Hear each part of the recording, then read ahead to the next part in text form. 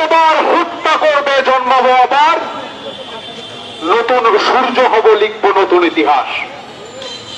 বাংলাদেশ জাতীয়তাবাদী ছাত্রদল ঢাকা বিশ্ববিদ্যালয় কর্তৃক আয়োজিত প্রায় এশিয়া বিশ্ববিদ্যালয়ের মেধাবী ছাত্র নেতা, বাংলাদেশ জাতীয়তাবাদী ছাত্রদলের একজন একনিষ্ঠ ছাত্র নেতা পারভেজকে নির্মমভাবে যারা হত্যা করেছে সেই হত্যার বিচার এবং বাংলাদেশে যেন আর কখনোই কোন রাজনৈতিক হত্যাকাণ্ড সংগঠিত না হয়, সেই দাবিতে আজকে আমরা এখানে দাঁড়িয়েছি। সংগ্রামী নেতৃবৃন্দ, আমরা দেখেছি 5 আগস্টের পূর্বে একটি সার্বজনীন ব্যানার ছিল বৈষম্য বিরোধী ছাত্র আন্দোলন, কিন্তু 5 আগস্টের পরবর্তী সময়ে তারা সার্বজনীন যে আগ্রহ, সার্বজনীন যে আকাঙ্ক্ষা, তার বাইরে থেকে যখনই ব্যক্তি স্বার্থকে প্রাধান্য দিতে গিয়েছে, তখনই এই ব্যানারটি কলঙ্কিত হয়েছে, কলুষিত হয়েছে। তারা মুখে মুখে নতুন বাংলাদেশের কথা বললে মনে মনে ফাঁসিবাদকে লালন করেছে।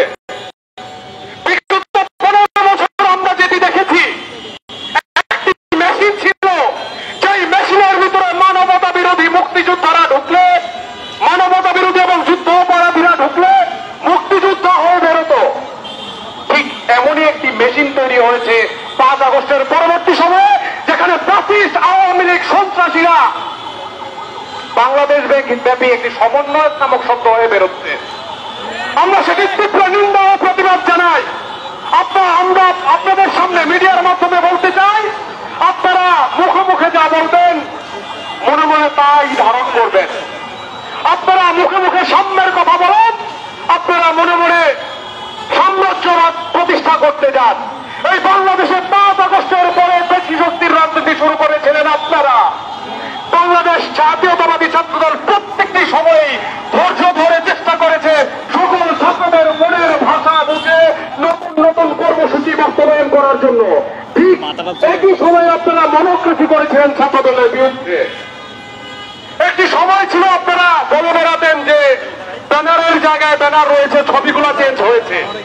সেই আপনারা এখন বাংলাদেশের গ্রাম থেকে শহর প্রত্যেকটি অঞ্চলে পোস্টার সাটিয়ে পুরো দেয়ালে দেয়ালে পোস্টার সাটিয়ে সাজাচ্ছেন যে আপনারা বলে বেড়াতেন জাতীয়তাবাদী ছাত্রদল পুরাতন রাজনীতি করে।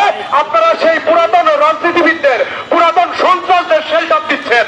আপনাদের এই শেল্টার দেওয়াকে আমরা তীব্র ঘৃণা ভরে প্রত্যাখ্যান করছি। আমরা দ্ব্যর্থহীন ভাষায় বলে দিতে চাই, এই বাংলাদেশে আর কোন লাশের রাজনীতি না হোক। আমরা স্পষ্ট ভাষায় বলে দিতে চাই, এই বাংলাদেশে আর কখনোই কোন শিক্ষার্থী কোন সন্ত্রাসী আঘাতে নিহত না হোক। ঠিক একইভাবে আমরা আপনাদেরকে আহ্বান জানাতে চাই, হুট করে মন্তব্য করে বসবেন না। আপনারা প্রথমে মন্তব্য করেছিলেন জাতীয়তাবাদী ছাত্রদল বৈষম্য বিরোধী ছাত্র আন্দোলনকে প্রেম দিচ্ছে, কিন্তু পরবর্তী সংবাদ সম্মেলনে যখন আমরা স্পষ্টভাবে প্রমাণ করলাম বৈষম্য বিরোধী ছাত্র আন্দোলনের নেতারাই এই হত্যাকাণ্ডের সাথে সরাসরি জড়িত, তখন আপনারা আপনাদের বয়ান পাল্টালেন। আপনারা বললেন একটি ব্যতিক্রম হত্যাকাণ্ডকে ছাত্রদল রাজনৈতিক রূপ দিচ্ছে। রাজনীতি বলতে আপনারা কি বুঝেন? এই দেশে যখন আপনারা শুরু করেছেন তখনই আপনারা রাজনীতির মধ্যে ঢুকে গেছেন। ক্ষমতা চর্চার রাজনীতি আপনারা করবেন আর আপনারা ছাত্রদলকে রাজনীতি থেকে বিরত রাখতে বলবেন। এই ধরনের আপনাদের মনোভাবকে আমরা ঘৃণা করে প্রত্যাখ্যান করছি। ঠিক একইভাবে এই ইন্টারিম সরকারকে আমরা আহ্বান জানাতে চাই, যদি এই রাষ্ট্রের আইন শৃঙ্খলা রক্ষা করতে আপনারা না পারেন তাহলে দ্রুত নির্বাচন দিয়ে আপনারা জনগণের ম্যান্ডেট ফিরিয়ে দিন। এই বাংলাদেশের মানুষ এমন কোন সরকারকে ক্ষমতায় দেখতে চায় না যারা আইন শৃঙ্খলা রক্ষা সঠিকভাবে করতে পারে না। আপনাদের সবাইকে আজকের এই মানববন্ধনে উপস্থিত হওয়ার জন্য ধন্যবাদ জ্ঞাপন করে আমার বক্তব্য শেষ করছি। বাংলাদেশ জিন্দাবাদ। ধন্যবাদ। এ পর্যায়ে আমাদের মাঝে সংক্ষিপ্ত বক্তব্য প্রদান করবেন বাংলাদেশ জাতীয়তাবাদী ছাত্রদল ঢাকা বিশ্ববিদ্যালয়ের সংগ্রামী সিনিয়র সহ সভাপতি মাসুম বিল্লাহ। বিসমিল্লাহির রহমানির রহিম। আজকে আমরা 5 আগস্ট পরবর্তী সময়ে আবারও আমাদের এক ভাই শহীদ হয়েছেন, তার হত্যার বিচারের দাবিতে দাঁড়িয়েছি। আমরা বিগত 1.5 দশকে এরকম বহুবার দাঁড়িয়েছি। আমরা ভাবিনি হাসিনা পালিয়ে যাওয়ার পরে এরকম বারবার আমাদের ভাইদের হত্যার বিচারের দাবিতে আমাদেরকে দাঁড়াতে হবে। আমরা ভাবিনি যে আইন শৃঙ্খলা, সারা দেশে আইন শৃঙ্খলা পরিস্থিতির যে বর্তমান অবস্থা এবং দিন দিন যে অবনতির দিকে যাচ্ছে, এই অবস্থা এরকম চলতে থাকবে আমরা ভাবিনি। তবে আমাদেরকে নতুন করে ভাবতে হচ্ছে যে একটি নির্বাচিত, জনগণের ভোটে একটি নির্বাচিত সরকার প্রতিষ্ঠা হওয়া পর্যন্ত এরকম চলতেই থাকবে। তারপরও বাংলাদেশ জাতীয়বাদী ছাত্রদল বিদ্যমান আইন শৃঙ্খলা পরিস্থিতি, আইনের উপর সম্মান রেখে কোনো মবকৃষিতে না গিয়ে একটি সুন্দর ও সুশৃঙ্খল উপায়ে বিচারের দাবি করে যাচ্ছে। আমি বক্তব্য দীর্ঘায়িত করব না, আমি শুধু একটি কথা, বৈষম্যবিরোধী ছাত্র আন্দোলনের একজন নেত্রীর কথা বিরোধিতা করে আমার বক্তব্য শেষ করব। উমামা ফাতেমা, আমরা উমামা ফাতেমা সম্পর্কে দেখেছি যে 5 আগস্টের পরে, শেখ হাসিনা পালিয়ে যাওয়ার পরে 2015 সালে দেশনেত্রী বেগম খালেদা জিয়ার গাড়ি বহরে যখন হামলা হয়, সেই হামলাকারী একজন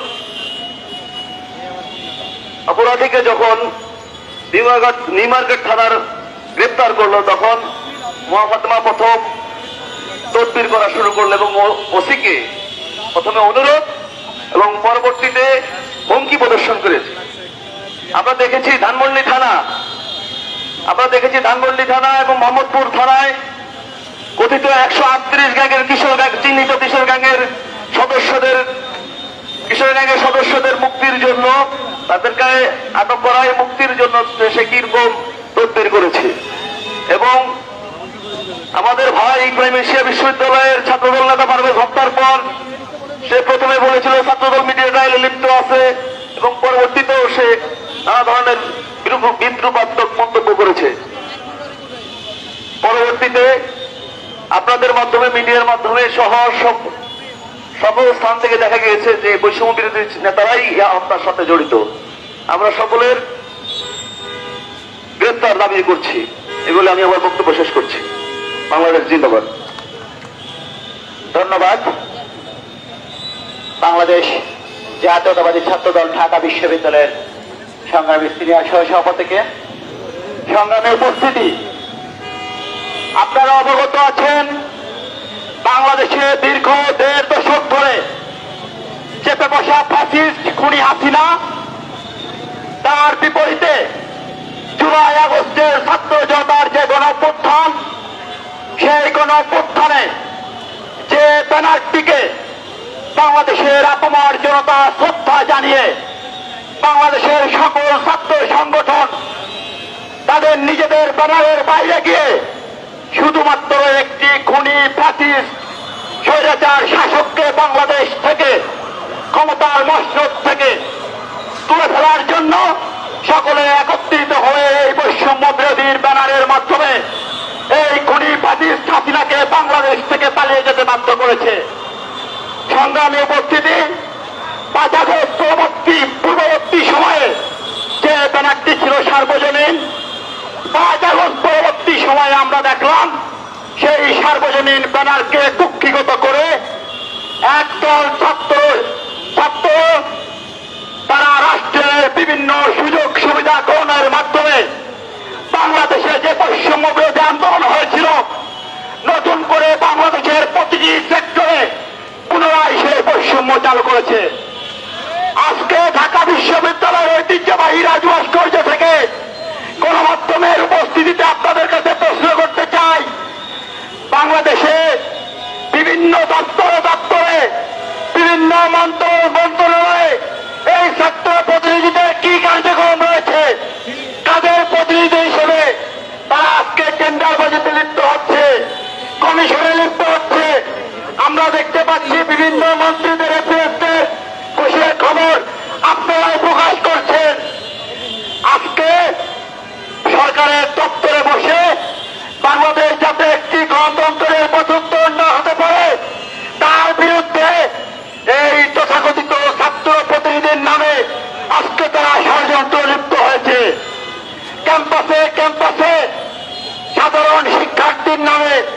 ডেমোক্রেসি ব্যবস্থা চালু করেছে, সাধারণ শিক্ষার্থীদের গণতন্ত্রকে ঢুকে দেবে ব্যবস্থা। বাংলাদেশ জাতীয়তাবাদী ছাত্র দল হাসিনার রক্ত চক্ষুকে ব্যাখ্যা করে প্রকাশ্যে আন্দোলন সংগ্রামের মধ্য দিয়ে তাদের কার্যক্রম পরিচালনা করেছে। সুতরাং আমাদের উদারতা, নমনীয়তা, আইনের প্রতি শ্রদ্ধাশীলতা, এটাকে যদি কেউ সহজ সরলভাবে গ্রহণ করেন তাহলে আপনারা ভুল ভাবছেন। আপনাদেরকে পুনরায় হুঁশিয়ারি করে দিতে চাই, জাতীয়তাবাদী ছাত্র দল কোন গুপ্ত সংগঠন না, গুপ্ত রাজনীতিতে বিশ্বাসী না। আমরা প্রকাশ্যে আপনাদেরকে বলে দিতে চাই, সাধারণ শিক্ষার্থীদের মনোভাব বোঝার চেষ্টা করেন, রাজনীতিকে সহজ সরল করার চেষ্টা করেন, গণতন্ত্র মতকে বিশ্বাস করেন, ভিন্ন মতকে লালন করার চেষ্টা করেন।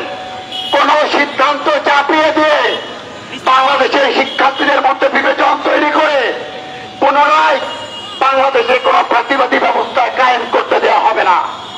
সাধারণ শিক্ষার্থীদের বিষয়ে আমরা দেখছি বাংলাদেশের বিভিন্ন শিক্ষা প্রতিষ্ঠানে ছাত্রলীগকে পুনর্বাসন প্রক্রিয়া করা হচ্ছে এই বৈষম্য বিরোধী ব্যানারের মাধ্যমে।